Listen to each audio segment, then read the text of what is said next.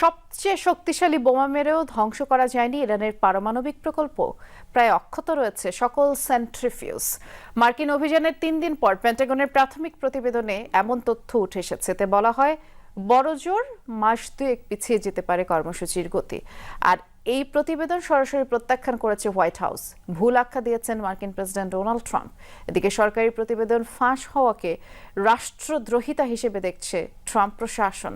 বাংলাদেশের প্রথম immunity booster সমৃদ্ধ ফ্যান্টাস্টিক হ্যাপি এনার্জি বিস্কিট। 30,000 পাউন্ডের 14টি বাংকার বাস্টার বোমা, 30টির মতো টমাহক মিসাইল, আনুমানিক 75টি প্রিসিশন গাইডেড উইপন।